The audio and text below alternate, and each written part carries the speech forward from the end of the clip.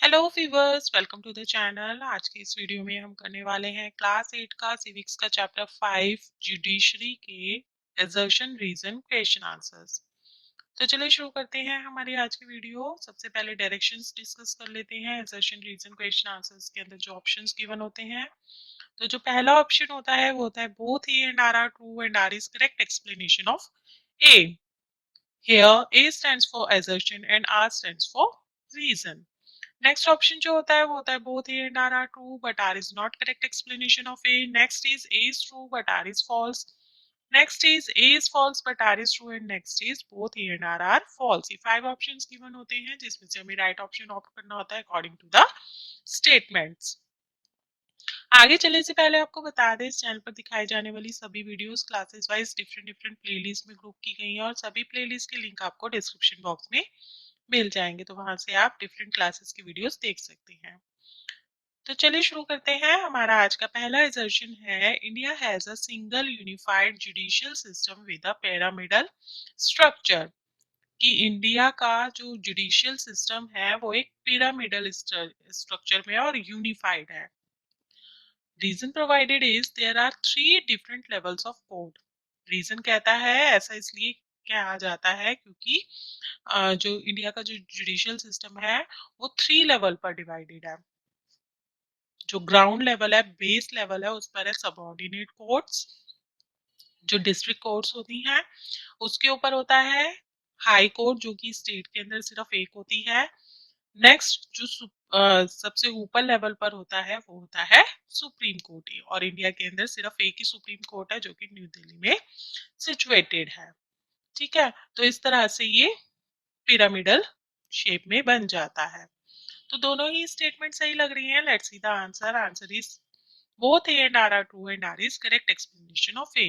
क्योंकि जो judicial system है वो पिरामिड बन गया ना, एक टॉप लेवल पे सुप्रीम कोर्ट, उससे नीचे हाई कोर्ट और उससे नीचे डिस्ट्रिक्ट कोर्ट या सबऑर्डिनेट कोर्ट कह सकते हैं उसको।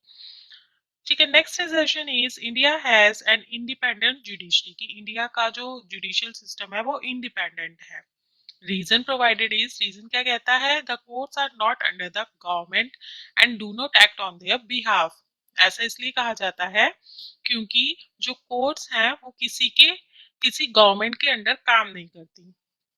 मतलब गवर्नमेंट का कोई प्रेशर नहीं है उसके ऊपर। And do not act on their behalf, और उनके बिहाफ पर भी काम नहीं करती है। मीन्स कि कोई भी मिनिस्टर क्यों ना हो, कोई लीडर हो या कोई भी पावरफुल पर्सन क्यों ना हो, जो कोर्ट्स हैं, जो जजेस हैं, वो independently according to the constitution वो अपना जस्टिस करते हैं। वो किसी के प्रेशर में काम नहीं करते, इसलिए उसको बोला जाता है कि इंडिपेंडेंट है। तो दोनों ही स्टेटमेंट सही लग रही है। Let's see the answer. Answer is both A and R are true and R is correct explanation of A. Again both the statements are correct.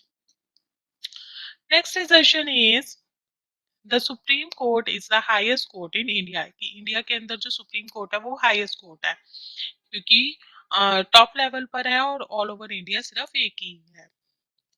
Reason provided is supreme court is the guardian of the constitution. Constitution की guardian भी है।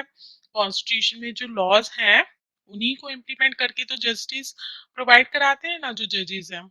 तो दोनों ही statement सही लग रही हैं लेकिन एक्सप्लेन नहीं कर रही है एसेशन को। Let's see the answer. Answer is both A and R are true, but R is not correct explanation of A.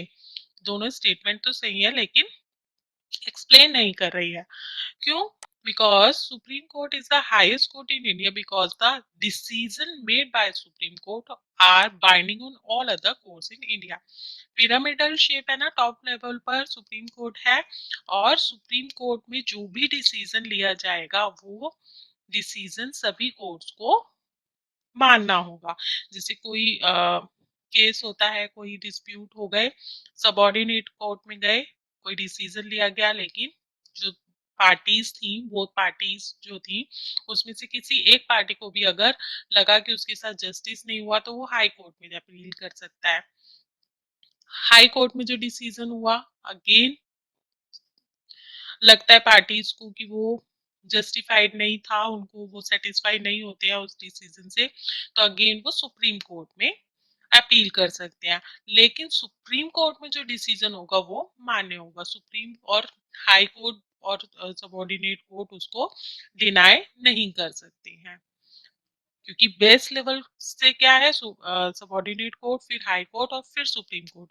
तो सबऑर्डिनेट कोर्ट का और हाई कोर्ट का जो डिसीजन होगा वो सुप्रीम कोर्ट में बदला जा सकता है, लेकिन सुप्रीम कोर्ट में जो डिसीजन लिया जाएगा वो कोई भी डिनाई नहीं कर सकता।